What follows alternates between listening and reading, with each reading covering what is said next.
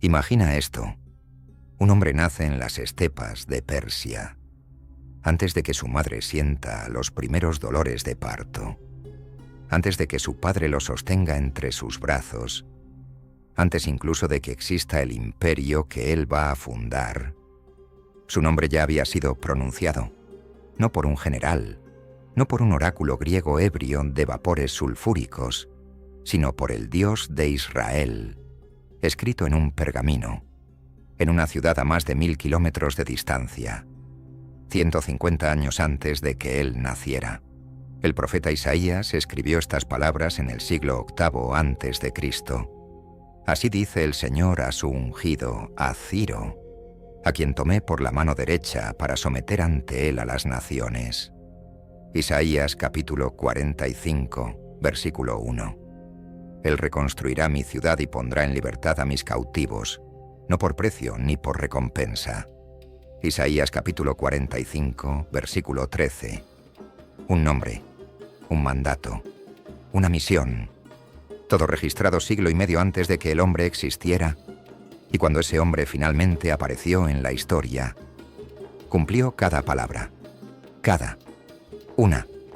Su nombre era Ciro, Ciro II de Persia, Ciro el Grande, el fundador del primer superimperio de la historia humana, el conquistador de Babilonia sin derramar una sola gota de sangre en sus calles, el libertador de un pueblo que no era el suyo, y el único gobernante no israelita en toda la escritura al que el Dios de Israel llama por su nombre propio, y al que honra con el título más sagrado de la tradición hebrea, Mashiach, su ungido.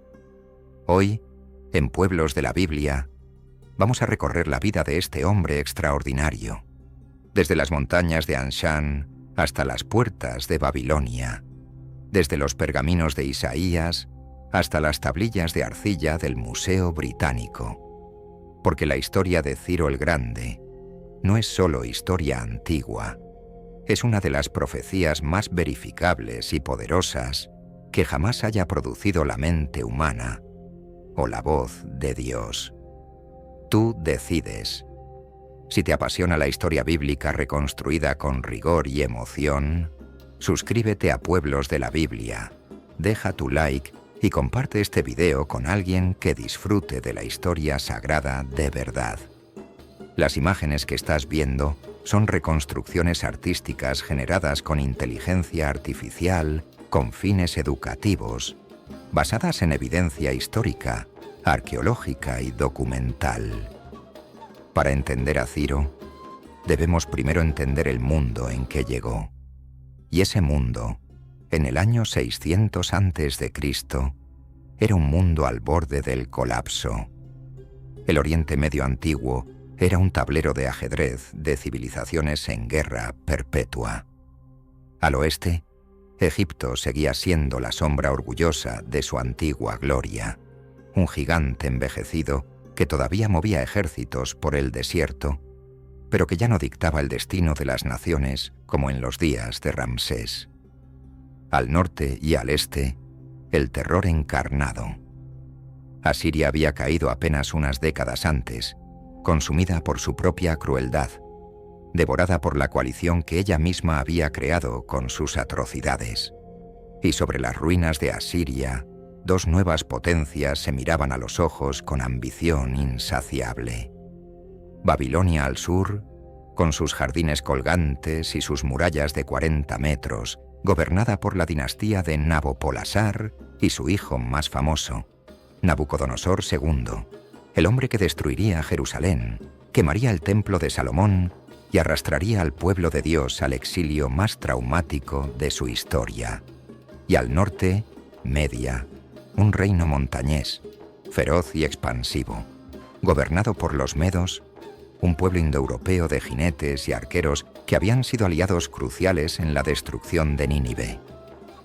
Es en este mundo fracturado, en este tablero donde los imperios nacen y mueren en 2 generaciones, donde debemos ubicar al pequeño reino de Anshan. Anshan, hoy solo polvo y ruinas en la provincia iraní de Fars. Entonces, un reino vasallo del poderoso imperio Medo, gobernado por una dinastía llamada los Aqueménidas, una familia real persa que pagaba tributo a los medos, que inclinaba la cabeza ante el gran rey de Media, que criaba a sus hijos sabiendo que sobre ellos siempre había un amo más poderoso. Era en esa corte vasalla, en esa tensión permanente entre dignidad y servidumbre, donde nacería el niño que cambiaría el mundo. El padre se llamaba Cambises I, rey de Anshan, soberano de un pueblo que aspiraba a algo más grande, pero que, por ahora, doblaba la rodilla ante los medos. Madre se llamaba Mandane, hija del mismísimo rey de Media, Astiages. Este detalle no es menor. Es, de hecho, el primer gran giro de una vida llena de ellos. Ciro no era solo un príncipe persa, era el nieto del rey de Media. Sangre de los dominados y sangre de los dominadores corrían juntas en sus venas desde el primer latido. Y fue precisamente esa sangre la que casi lo mata antes de que pudiera caminar.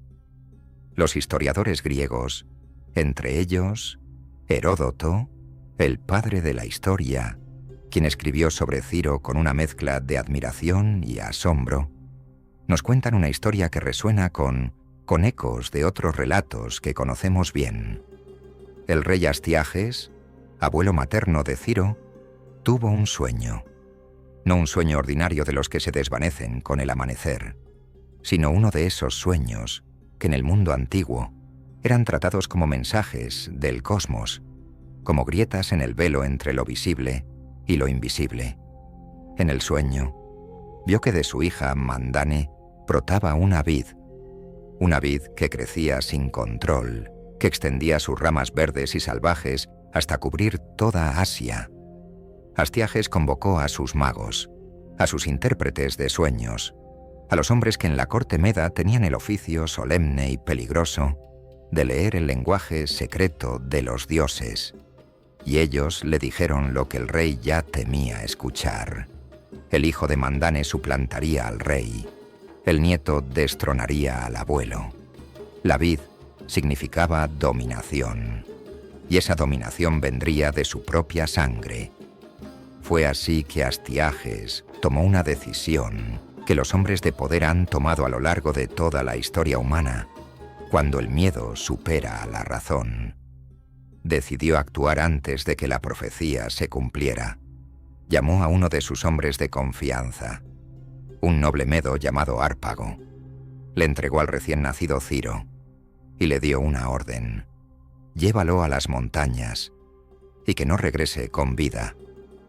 Pero Hárpago no pudo hacerlo, sea por miedo al karma de matar sangre real, sea por un rastro de humanidad que su cargo de cortesano no había logrado borrar, sea, como sugieren algunos, por la mano invisible que mueve los hilos de la historia.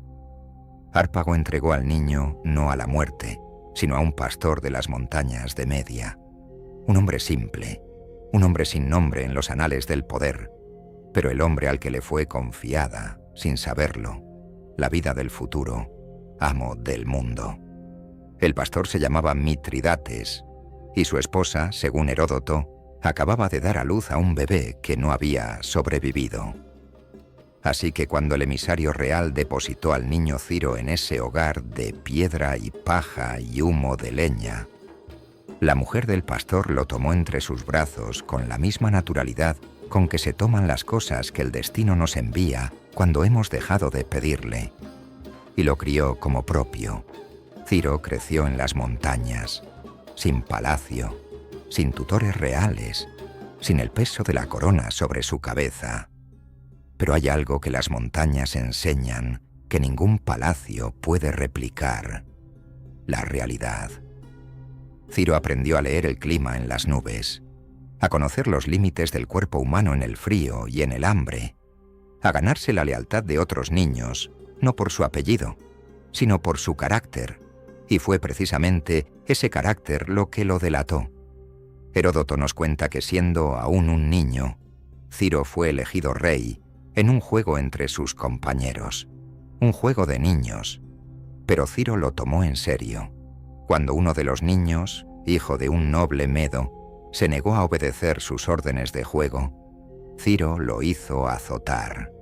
El escándalo llegó hasta la corte de Astiages, y allí, en ese momento de confrontación, cuando el viejo rey Medo miró por primera vez a ese niño campesino de ojos imposibles, algo se rompió dentro de él, porque esos ojos los había visto antes, en el espejo.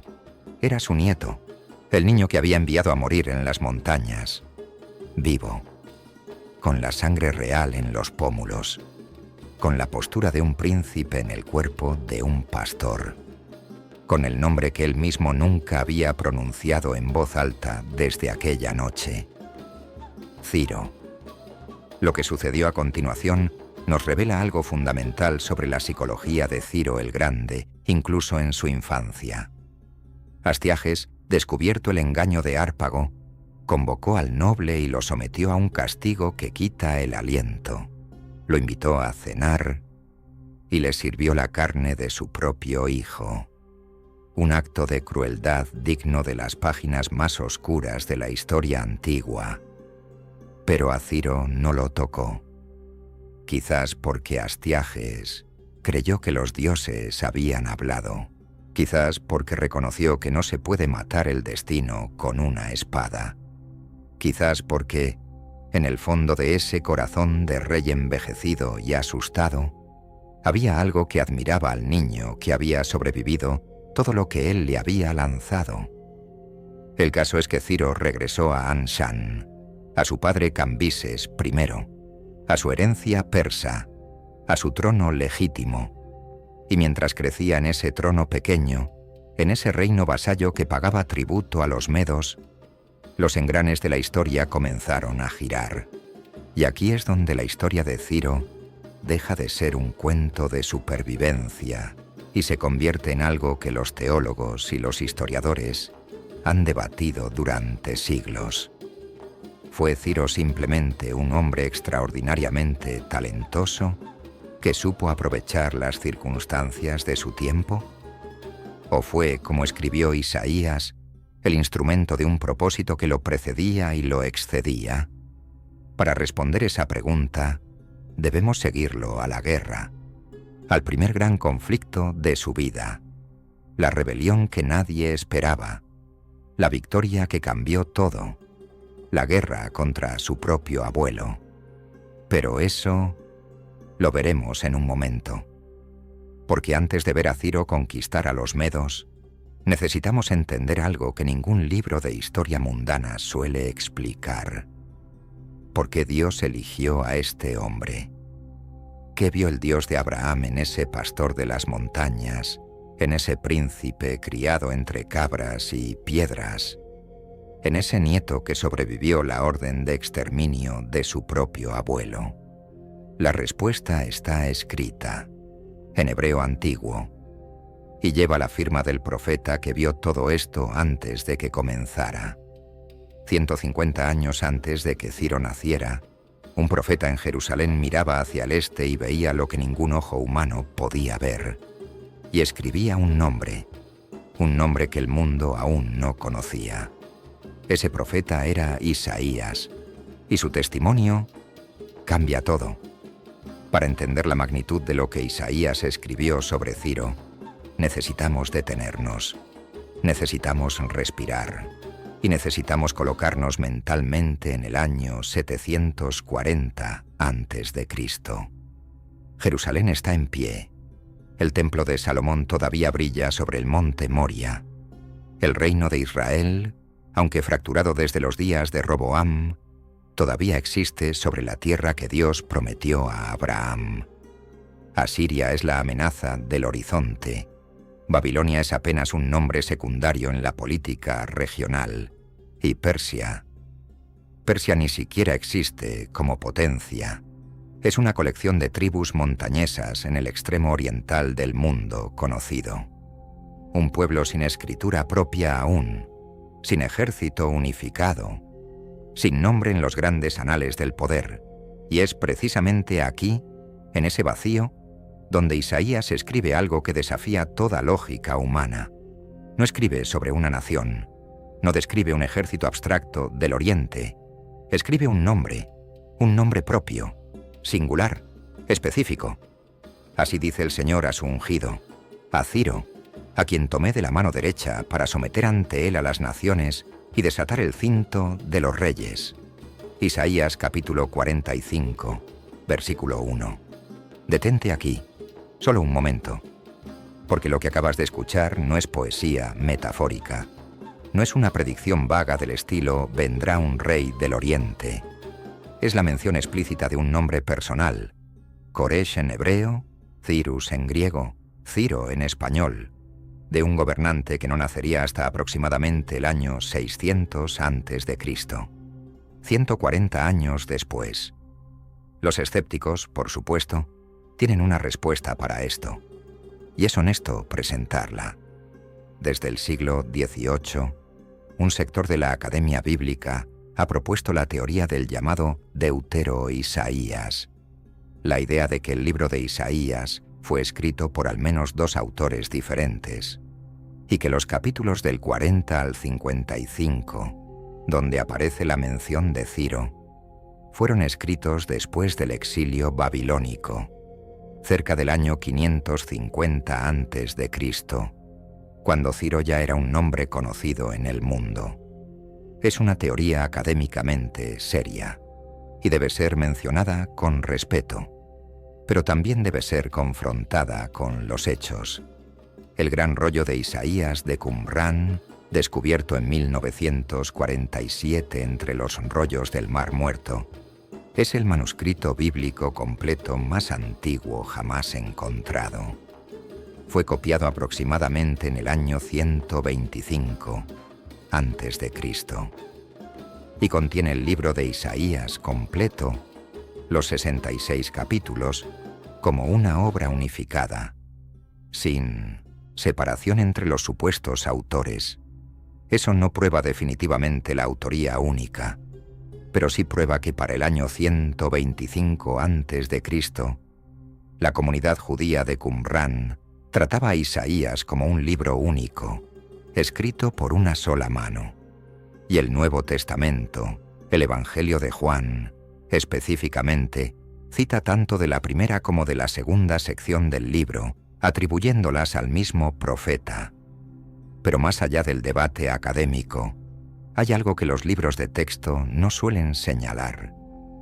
Si aceptamos que Isaías escribió esto antes del exilio, la profecía es uno de los fenómenos más extraordinarios de toda la literatura religiosa humana.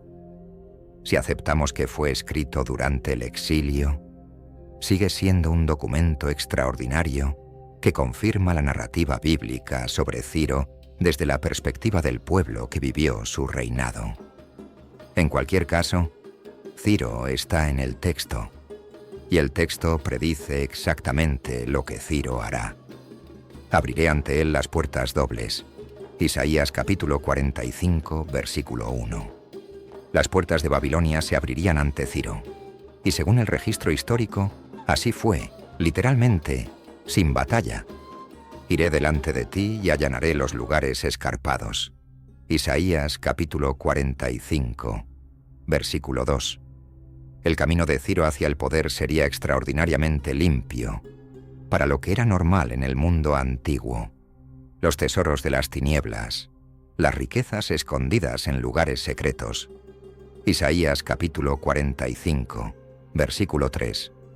El botín de Babilonia, el más grande del mundo conocido, caería en manos persas. Y cuarto, el más impactante de todos. Él reconstruirá mi ciudad y pondrá en libertad a mis cautivos, no por precio ni por recompensa, dice el Señor de los ejércitos. Isaías capítulo 45, versículo 13. Cautivos liberados, sin rescate, sin compensación económica, sin ninguna de las razones prácticas que mueven a los reyes del mundo antiguo. Exactamente como sucedió. En el año 538 a.C., Ciro el Grande emitió el edicto de Ciro, registrado en el libro de Esdras, que ordenaba la liberación de todos los pueblos deportados por Babilonia y autorizaba específicamente a los judíos a regresar a Jerusalén y reconstruir su templo. El cilindro de Ciro, un objeto de arcilla del tamaño de un antebrazo humano, inscrito en acadio, encontrado en Babilonia en 1879, exhibido hoy en el Museo Británico de Londres, y en él Ciro escribe con sus propias palabras exactamente la política que la Biblia le atribuye: la liberación de los pueblos deportados, la restauración de sus santuarios, el regreso de sus estatuas divinas a sus ciudades de origen, la coherencia entre el texto bíblico y el artefacto arqueológico es, en palabras de la historiadora Amélie Court, de la Universidad de Londres, notable por su precisión contextual. Pero hay algo más en el capítulo 45 de Isaías que pocas veces se menciona. Dios no solo llama a Ciro por nombre, no solo le asigna una misión, Dios hace algo absolutamente extraordinario. Lo llama Mashiach, su ungido, la misma raíz hebrea de la que viene la palabra Mesías. En toda la literatura del Antiguo Testamento, este título se aplica a reyes de Israel ungidos por Dios, a los sacerdotes consagrados para el servicio del templo, y en la expectativa profética, al gran libertador venidero del linaje de David. Y aquí se aplica a un rey persa, un gentil, un hombre que, por sus propias palabras en el cilindro de Ciro, venera también a Marduk, el dios babilónico. ¿Por qué? La respuesta que el propio texto de Isaías ofrece: por amor a mi siervo Jacob, a Israel mi escogido, te llamé por tu nombre, te puse título, aunque tú no me conocías. Isaías, capítulo 45, versículo 4. Aunque tú no me conocías.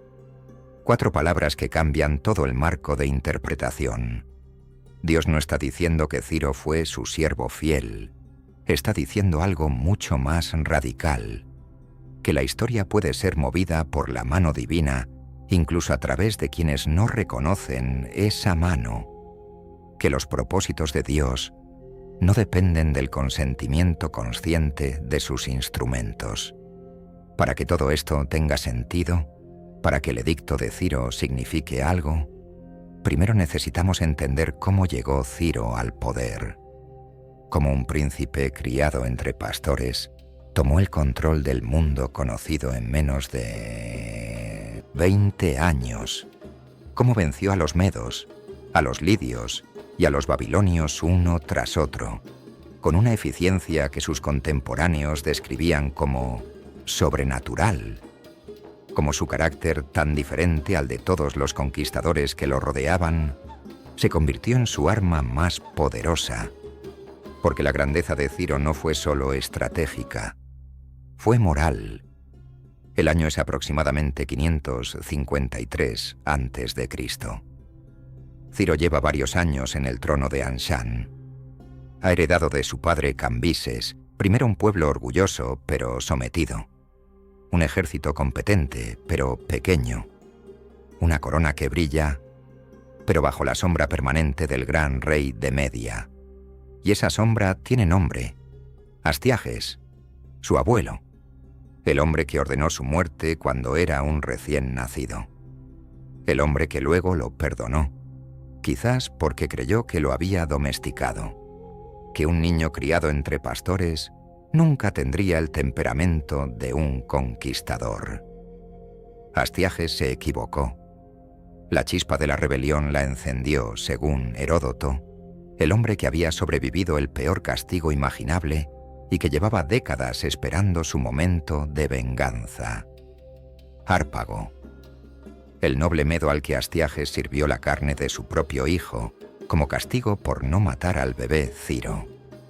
Hárpago nunca olvidó, nunca perdonó, y durante años, en los corredores del poder de Media, fue tejiendo silenciosamente una red de descontento. Nobles medos que resentían el temperamento errático de Astiages. generales que habían visto sus ejércitos desperdiciados en campañas inútiles, pueblos sometidos que pagaban tributos exorbitantes y recibían crueldad a cambio. Y cuando Ciro levantó el estandarte de la rebelión en Anshan, Hárpago le envió un mensaje. No por mensajero, demasiado peligroso. Según la colorida narrativa de Heródoto, lo envió escondido dentro de la cavidad de una liebre muerta, llevada por un sirviente disfrazado de cazador. El mensaje era simple. Cuando llegues, yo estaré esperando, y no estaré solo. Las 3 campañas de Ciro contra Media se desarrollaron entre el 553 y el 550 a.C.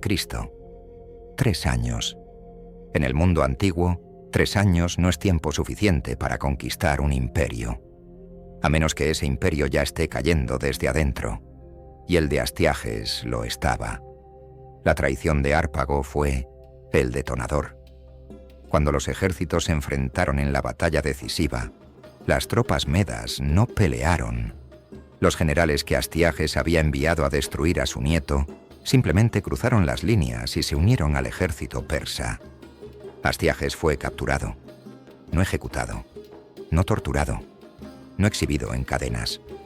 Ciro lo trató con respeto, le dio una residencia decente, le permitió vivir el resto de sus días con dignidad, sin corte, sin corona, sin poder, pero con vida y con honor.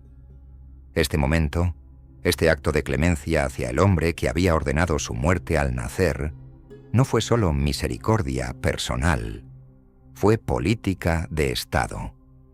Fue el primer capítulo de lo que los historiadores llaman la política de inclusión de Ciro el Grande.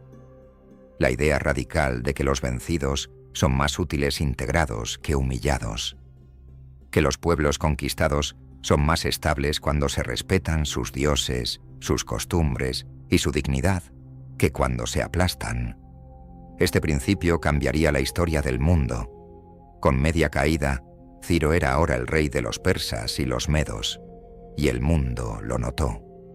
En Babilonia, los sacerdotes de Marduk miraron hacia el este con preocupación. En Lidia, el fabulosamente rico rey Creso convocó a sus oráculos. En Egipto, el faraón empezó a calcular alianzas, porque lo que había ocurrido en Anshan no era una rebelión regional más, era el nacimiento de algo nuevo, un conquistador que no necesitaba destruir para dominar. Y mientras ese estandarte de águila persa ascendía hacia el cielo sobre las ruinas de Media, en una ciudad a más de 1000 kilómetros al oeste, los exiliados hebreos en Babilonia comenzaban a escuchar el nombre por primera vez, un nombre que algunos de ellos reconocerían de los pergaminos que llevaban consigo desde Jerusalén: Koresh, Ciro, el que vendrá, el ungido, el que abrirá las puertas. Y las puertas que estaban por abrirse eran las más grandes de la historia conocida, las puertas de Babilonia. Antes de continuar con la conquista de Lidia y la caída de Babilonia, si estas reconstrucciones de los pueblos y los personajes de la Biblia te están abriendo los ojos a la historia sagrada de una manera nueva, suscríbete ahora a Pueblos de la Biblia. Activa la campanita para no perderte ninguna reconstrucción. Porque lo mejor de la historia de Ciro todavía está por venir. Si Ciro era el hombre del destino, Creso de Lidia era el hombre de la fortuna. Literalmente, el reino de Lidia, en la costa occidental de lo que hoy es Turquía, controlaba los ríos Pactolo y Hermo, cuyas arenas arrastraban electro natural, una aleación de oro y plata, en cantidades que hacían a los otros reyes del mundo palidecer de envidia. Creso fue el primer gobernante del mundo en acuñar monedas de oro y plata puras. Inventó, en cierto sentido, la economía monetaria tal como la conocemos, y su riqueza era tan fabulosa, tan excesiva, tan incomprensible para el común de los mortales, que en griego antiguo su nombre se convirtió en frase hecha: tan rico como Creso. Cuando Creso supo que Ciro había conquistado Media, tomó la única decisión lógica para un hombre de su temperamento. No esperó, no negoció. Consultó al oráculo de Delfos, y el oráculo le respondió con esas palabras que se han vuelto legendarias. Si Creso cruza el río Jalis y ataca a los persas, destruirá un gran imperio. Creso sonrió. Reunió su ejército, cruzó el Jalis y destruyó un gran imperio, el suyo. La batalla de Teria fue indecisa. Creso, creyendo que la temporada de campaña había terminado, licenció a gran parte de su ejército. Los mercenarios griegos regresaron a sus ciudades. Los aliados volvieron a sus reinos. Creso regresó a Sardis a pasar el invierno. Y entonces Ciro hizo algo que nadie esperaba. Ignoró el invierno. El ejército persa marchó en pleno invierno y apareció ante las murallas de Sardis antes de que Creso pudiera reunir a sus aliados. Y aquí, Ciro empleó una táctica que los historiadores militares todavía estudian. Sabía que los caballos lidios retrocedían instintivamente ante el olor de los camellos. Ordenó que los camellos de su tren de suministros marcharan al frente de su línea de combate. La caballería lidia, el arma más temida del ejército de Creso, se desintegró. Los caballos enloquecieron, los jinetes cayeron, la línea lidia se rompió. Sardis cayó en 14 días. Creso fue capturado, y aquí nuevamente Ciro hizo lo que ningún conquistador de su tiempo haría. No lo ejecutó, no lo exhibió en cadenas, no lo humilló. Según Heródoto, cuando Creso fue llevado ante Ciro, el rey persa le preguntó qué habría hecho él en su lugar. Y Creso, con la sabiduría que solo dan los desastres irreversibles, respondió con una pregunta que se convirtió en lección de liderazgo. ¿Por qué un hombre que ya lo tiene todo siempre quiere algo más? Ciro guardó silencio y luego convirtió a Creso en consejero. Con Lidia bajo su control, Ciro era ahora el señor de la mitad del mundo conocido. Pero el corazón del mundo antiguo todavía no era suyo. Todavía existía una ciudad, la más grande, la más rica, la más antigua, la ciudad donde miles de hijos de Israel llevaban décadas llorando a orillas del Éufrates, Babilonia. Y en sus murallas, un rey ebrio celebraba una fiesta sin saber que esa noche sería la última de su reino. El año es 539 a.C. Han pasado 11 años desde que Ciro aplastó a Creso en Lidia. Pero hay una pieza que falta. Siempre ha habido una pieza que falta.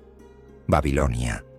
Sus murallas exteriores medían aproximadamente 80 kilómetros de circunferencia, 17 metros de grosor en algunos puntos, 40 metros de altura, torres de vigilancia cada 50 metros. El río Éufrates atravesaba la ciudad de norte a sur, entrando y saliendo por compuertas de bronce controladas desde adentro. Era, según el consenso de los generales de la época, inexpugnable. Esa noche Belsasar cometió un acto que el texto bíblico registra con la gravedad de quien anota la última locura de un hombre antes del abismo. Ordenó traer los vasos sagrados del templo de Jerusalén, los vasos que Nabucodonosor había saqueado décadas antes, los objetos más sagrados del pueblo más cautivo de Babilonia, y los usó como copas de vino en su fiesta, mientras brindaba en honor de los dioses de oro, plata, bronce, hierro, madera y piedra, los dioses que se hacen con manos humanas y no pueden ver, ni oír, ni conocer. Y entonces ocurrió. Daniel capítulo 5, versículo 5. En aquella misma hora aparecieron los dedos de una mano de hombre, que escribía delante del candelabro sobre el encalado de la pared del palacio real. Y el rey veía la mano que escribía. Una mano, solo una mano, sin cuerpo, sin figura, sin explicación racional, escribiendo en la pared. Las palabras eran 4, en arameo: Mene, Mene, Tekel, Uparsin. Fue la reina madre quien recordó al profeta Daniel, el judío que décadas antes había interpretado los sueños de Nabucodonosor. Daniel fue traído, y ante toda la corte de Babilonia, sin temblar, sin halagar, sin rodeos, dijo al rey lo que las letras decían. Mene, contó Dios tu reino, y le ha puesto fin. Tekel, pesado has sido en balanza, y fuiste hallado falto. Peres, tu reino ha sido dividido, y dado a los medos y a los persas. Daniel capítulo 5, versículos 26 al 28. Los medos y los persas. No era una predicción vaga, era un nombre, era una nación, era un ejército que en ese preciso momento estaba ya en las afueras de los muros de Babilonia. Mientras Daniel interpretaba la escritura en la pared, mientras Belsasar celebraba su última fiesta, Ciro estaba ejecutando el plan más audaz de su carrera. Había mandado excavar durante semanas una red de canales de desvío aguas arriba del Éufrates, y esa noche sus ingenieros abrieron las compuertas. El río se desvió, y donde antes había 4 metros de río profundo y rápido, quedó una franja de barro y piedra. Un pasillo abierto bajo las murallas más grandes del mundo. El historiador griego Heródoto lo describe. El historiador babilónico Beroso lo confirma. El profeta Isaías lo había predicho. Así dice el Señor a su ungido, a Ciro. Abriré ante él las puertas dobles, y las puertas no se cerrarán. Isaías capítulo 45, versículo 1. Y el profeta Jeremías había escrito sobre 70 años de cautiverio.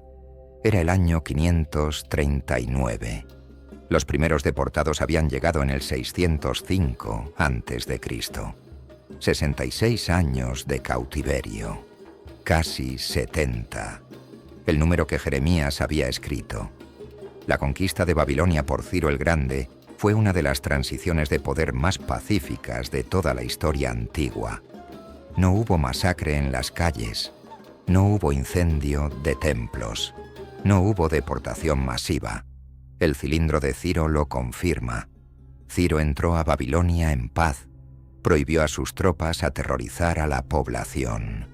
Respetó los templos de Marduk, ordenó que los sacerdotes continuaran sus rituales sin interrupción, y muy pronto volvió sus ojos hacia el barrio donde vivían los exiliados hebreos. El libro de Esdras, capítulo 1, versículos 1 al 3. En el primer año de Ciro, rey de Persia, para que se cumpliese la palabra del Señor por boca de Jeremías, el Señor despertó el espíritu de Ciro, rey de Persia, el cual hizo pregonar de palabra y también por escrito por todo su reino, diciendo: Así ha dicho Ciro, rey de Persia: El Señor, el Dios de los cielos, me ha dado todos los reinos de la tierra, y Él me ha mandado que le edifique casa en Jerusalén. ¿Quién hay entre vosotros de todo su pueblo? Sea Dios con él, y suba a Jerusalén, y edifique la casa del Señor Dios de Israel. El Señor, el Dios de los cielos, me ha dado todos los reinos de la tierra, un rey persa, un adorador de Ahura Mazda y Marduk, un conquistador que había doblado el mundo a su voluntad, atribuyendo su victoria al Dios de Israel. El texto no nos dice si fue conversión genuina o diplomacia religiosa, y quizás esa ambigüedad sea deliberada, porque lo que el texto sí nos dice, lo que Isaías nos dijo 150 años antes, es que el instrumento no necesita comprender el propósito completamente para cumplirlo perfectamente. Aunque tú no me conocías, el edicto de Ciro no fue solo palabras, fue logística, fue política, fue, en el contexto del mundo antiguo, una revolución administrativa sin precedente. Ciro no solo proclamó la libertad de los judíos, ordenó activamente su repatriación. El libro de Esdras registra que devolvió los vasos sagrados que Nabucodonosor había saqueado del templo, 5.400 objetos de oro y plata, cada uno inventariado. cada uno devuelto. Ordenó además que los pueblos vecinos de los judíos repatriados contribuyeran con plata, oro, bienes y animales para financiar la reconstrucción del templo, y asignó fondos del Tesoro Real persa para cubrir los costos de la obra. ¿Por qué hizo todo esto Ciro? Las respuestas se superponen y ninguna excluye a las demás. Primero, la pragmática política. Ciro entendía que un pueblo con su templo reconstruido, con su identidad religiosa restaurada, con su comunidad de vuelta a su tierra ancestral, era un pueblo leal. Los judíos en Palestina serían un amortiguador entre el imperio persa y Egipto. Tener a Judá habitada por un pueblo agradecido era estratégicamente inteligente. Segundo, la filosofía religiosa. Ciro practicaba lo que los académicos modernos llaman sincretismo benevolente, el reconocimiento de que todos los dioses de todos los pueblos merecen respeto. Ciro reconstruía templos, restauraba cultos, devolvía estatuas, y al Dios de Israel, que no tenía estatua que devolver, le devolvió algo más profundo, su pueblo. Y tercero, el misterio de la providencia.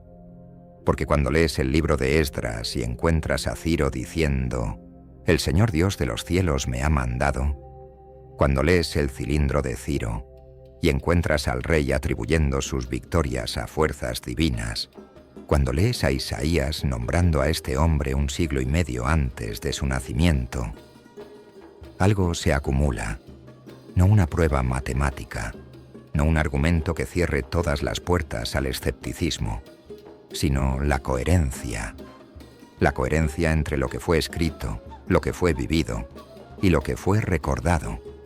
Una coherencia que atraviesa siglos, idiomas, imperios y civilizaciones. El primer grupo de exiliados que regresó a Jerusalén fue liderado por Zorobabel, un príncipe del linaje de David, y el sacerdote Josué. Llegaron a una ciudad en ruinas. Las murallas de Jerusalén, demolidas por Nabucodonosor, seguían siendo escombros. El lugar donde había estado el templo de Salomón era una explanada de piedras calcinadas y malas hierbas que crecían entre las grietas de un piso que había conocido el oro. Pero construyeron, bajo resistencia, bajo amenaza, bajo la oposición de los pueblos vecinos. Y cuando esa oposición llegó hasta la corte persa, cuando los enemigos de Judá enviaron cartas al rey intentando detener la reconstrucción, fue el decreto de Ciro el que los protegió. Un hombre que llevaba años muerto para entonces, seguía siendo el escudo de un pueblo al que nunca había conocido personalmente. Ciro el Grande murió aproximadamente en el año 530 a.C., en batalla, en el extremo nororiental de su imperio. Tenía aproximadamente 70 años. Había reinado durante casi 3 décadas. Había fundado el primer imperio genuinamente multinacional de la historia. Había establecido los principios de derechos humanos que algunos académicos consideran los más avanzados de la antigüedad. Había liberado a pueblos de docenas de naciones de la esclavitud babilónica. Había permitido la reconstrucción del templo de Jerusalén y había cumplido, palabra por palabra, lo que un profeta hebreo había escrito sobre él antes de que naciera. «Oh hombre, quienquiera que seas, yo soy Ciro, el que dio a los persas su imperio. No me envidies esta poca tierra que cubre mi cuerpo. No me envidies esta poca tierra que cubre mi cuerpo». El hombre que tuvo todo el mundo antiguo a sus pies pidió, al final, solo un poco de tierra.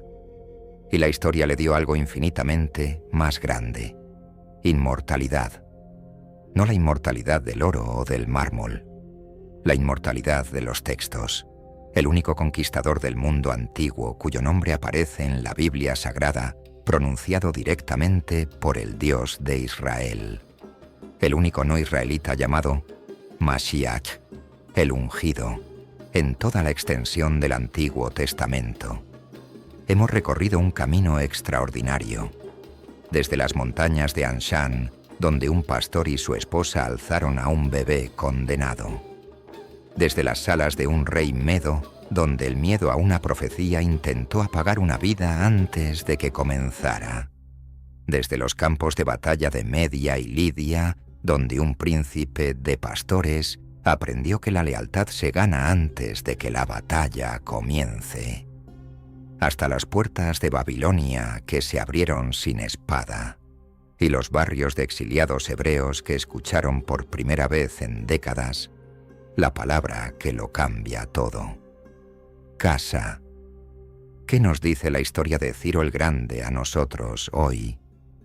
Nos dice al menos 3 cosas que ninguna civilización puede permitirse ignorar.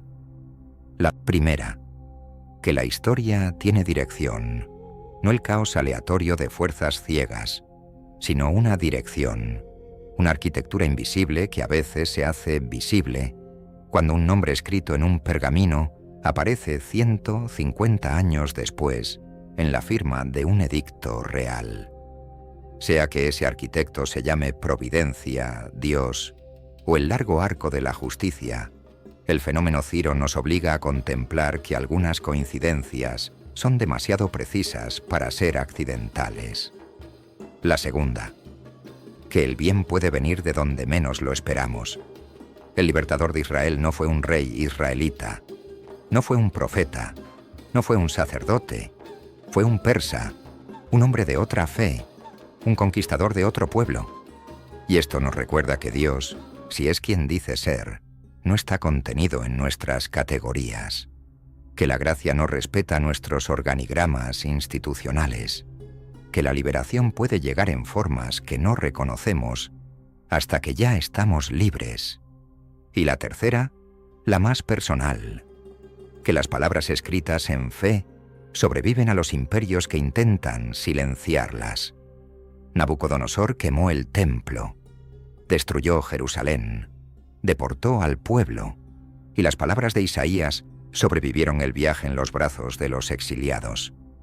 Las palabras de Jeremías sobrevivieron el peso del cautiverio. Las palabras de los salmos fueron cantadas junto al Éufrates por hombres que lloraban y seguían cantando. Y cuando Ciro llegó, cuando el hombre nombrado en esas palabras finalmente entró en escena, el pueblo que las había guardado reconoció el cumplimiento y regresó a casa. Ciro el Grande murió hace más de 2500 años.